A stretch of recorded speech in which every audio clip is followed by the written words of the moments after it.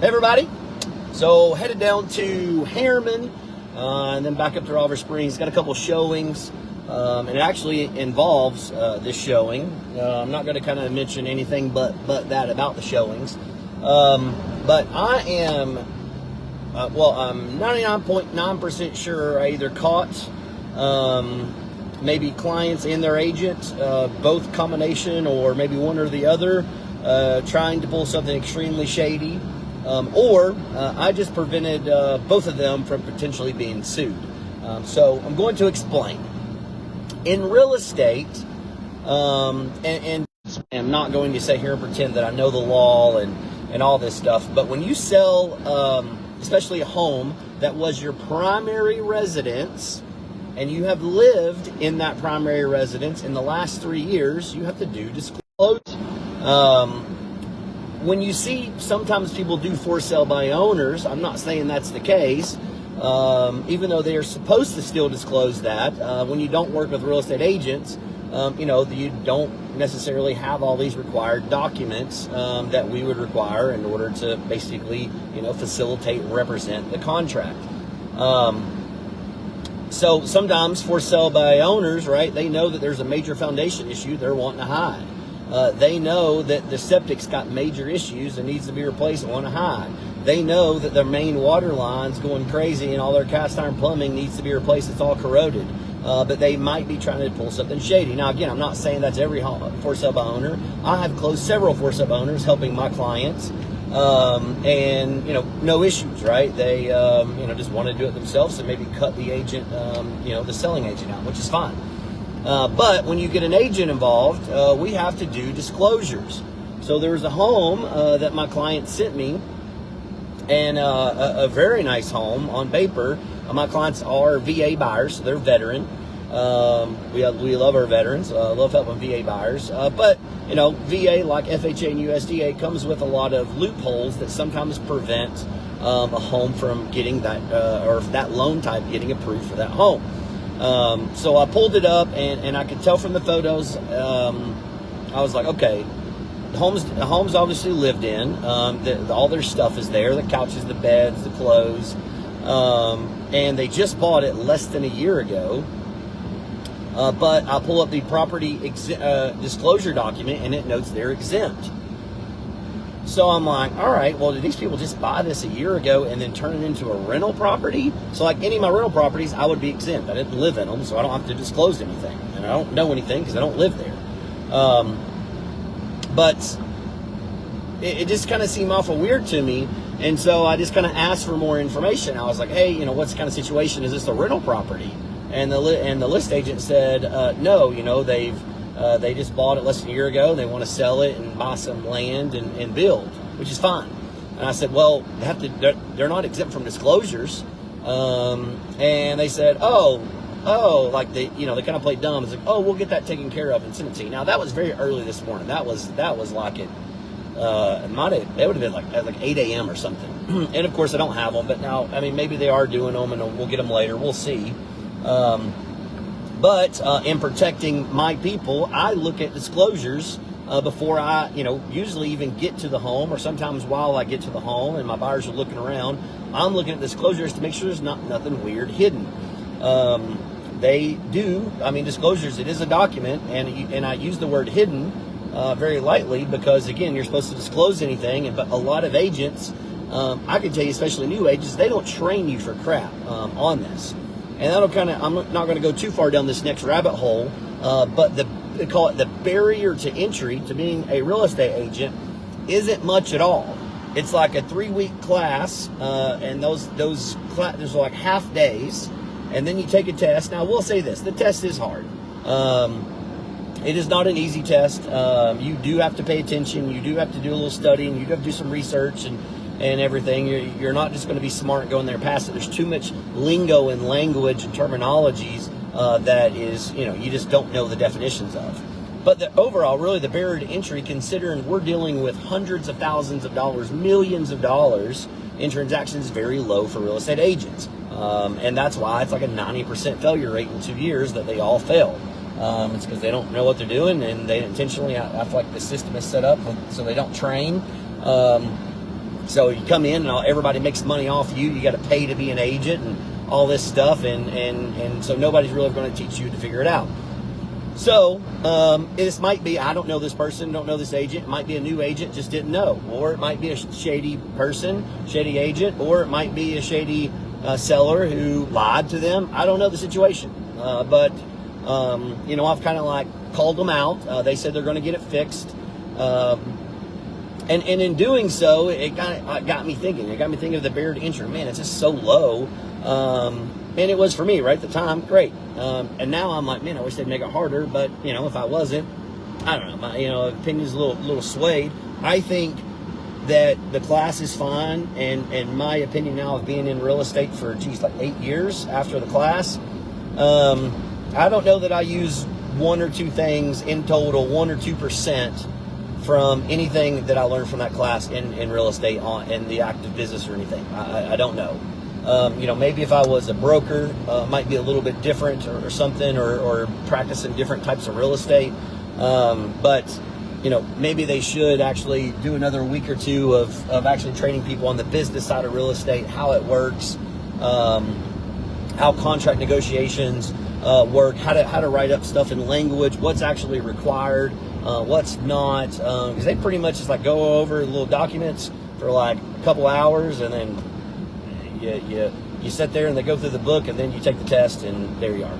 So it got me thinking of that, the barrier to entry, but it also got me thinking, when I meet, especially with sellers, I always tell people to shop, right? I've always said that you're not going to hurt my feelings if you shop agents, whether you're buying or selling, and you don't pick me, you're never going to hurt my feelings. I actually had a seller call me maybe 2 or 3 weeks ago, older gentleman, super nice guy, from Morgan County, where I'm from, and went out, probably spent an hour and a half with him at their house, built from the ground up, very sentimental to him. And he called me and said, Steven, it was such a tough decision, but I think I'm just going to go a different route, which is completely fine. I was like, hey, I understand you're not hurting my feelings. Best of luck to you. Hopefully I even bring you a buyer for it. But the numbers I gave him, I will say, were significantly less. He'd had it listed before, significantly less than what it was before. And I said, hey, I don't care to list it wherever you want, but I have no comps to justify it. And I realized that you have, 80 different types of trees and plants and exotic stuff on here on this, property, but that's not really of any value, right? There's no comps because you have this tree that an appraiser doesn't know the name of it, or this plant that's exotic that appraiser doesn't know the name of it, right? That's doesn't mean anything. And I did it in a way that not quite that blunt, right? I didn't want to be disrespectful. And my guess is, it's still not listed yet, but my guess is the other agent, like what happens when I typically lose most of my listings to other agents, which I probably only lost maybe 5 or 10 my whole career to other agents. People generally, based on my commission's always going to be cheaper than the other people, if they can read through the BS and know that I'm not BSing them, and see, the whole too honesty. I've done videos on that, right, where too honest sometimes seems salesy, but I just kind of like hit them with it that way. It's the reality of the situation, and they're not mad at me when they're in a kind of a weird situation because I've already prepped them for it. Whereas sometimes other agents go out there, they just tell them what they want to hear. They tell them their home is worth way more. That way they get the contract, and then they'll figure it out within the contract. I don't want to do that. I don't want to be selling a home $100,000 less, and a seller be pissed off at me because I didn't properly educate them and do my job up front. So that's that. But another thing, just to go on my little rant, to keep it going on agents, when sellers ask me what separates you, from other people, well, I just mentioned a bunch of things, but there's a few successful agents. They do a lot of business, that don't work what I call like 24/7. I don't mean literally 24/7, but 24/7, basically, if I'm up, I'm pretty much working and got my phone on me. There are times where I'm doing something socially, maybe don't have my phone, or out of service, or in showings, right? But for the most part, I'm working 24/7 for all my clients. Buyers, sellers, if an offer came in and I'm up, I'm sending it to them. If my buyer calls me and they want me to book a showing, I can get to them, I'm sending it to them. I'm not rescheduling, pushing these people out. I'm trying to find a team member to show it if I can't do it. I'm on vacation. I'm working the entire time while I'm on vacation. you get me, right? And I don't really probably sell that hard enough, but there's agents that on the back end literally say, we'll only basically communicate Monday through Friday, 9 to 5. We'll only present offers Monday through Friday, 9 to 5. Only available for negotiations Monday through Friday, 9 to 5. And I was like, and I'm just kind of seeing this a little bit more recently, and I'm like, okay, listen, work-life balance, I get it. People tell me, especially my wife all the time, I'm just different. She goes, because I don't need work-life balance. Other people do. I realize I'm probably in the minority in that aspect of it. But you get me, and you get me all the time. You get all my resources, you get all the people I know, you get all the contractors, and you get 900-something closings in total now, all that experience. That's what you get. But most importantly is my time. And I was thinking, I was like, man, could you imagine? Like, I couldn't imagine having a buyer interested in my seller's home on Saturday, putting an offer in, and then me not presenting it to them, and then all of a sudden that same buyer sees another house pop up on Sunday, go to that home, like it better, and then offer on that one, and then take that offer back.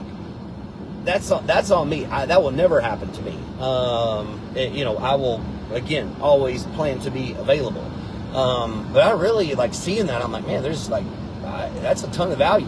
What if Friday at 7 o'clock, you get, somebody sends that agent, that listing agent, an offer? Well, they're not going to present it. They're not going to answer questions. They're not going to do anything until Monday at 8 a.m. And that buyer could have, got cold feet and said, I don't want to deal with it. But most importantly, I think that buyer could have looked at other homes, went in a totally different direction because they don't want to wait. Another home list, hey, I don't want to risk not getting this home and then missing this other home. And I just thought that was pretty, I don't know. I feel like that's a conversation. If I was a seller, my expectation of my agent is to basically be available 24/7. If anytime you get an offer, you need to send that to me in a timely manner, not business hours. If you want to work 9 to 5 and you don't want to work evenings and weekends and constantly communicate and constantly have your phone in your hip. I was sitting here looking for my phone. I'm talking to my phone. Jeez, because I'm going to show you my phone. It's always with me. Crazy. But you shouldn't be an agent, right? Go be a server, a bartender, right? You lead. Go work at the university. Go work at 9 to 5, and it turns off when you leave. Go work at the plants out here, right? It turns off when you leave. But it doesn't for me. There's an argument, especially that I work 60, 70, 80 hours a week, no problem, without even like having a busy week. But that's just because I'm working. There's probably not an hour that goes by from the time I wake up to the time I go to bed that my phone is not getting an email, a call, or a text message, something to do with real estate. And that's from 6:30 a.m. and usually by 9 p.m. I've turned my phone on silent and I'm laying in bed, going to bed. So what is that? 15 hours, something like that every day. And that's every day. Now, I don't wake up 6:30 on weekends, but yeah. I just thought that was super important to share. Is make sure your agent is working for you. And if not, go find another agent that's going to work for you, because you don't want to miss out. Market is too slow. Market is way too slow right now for your agent.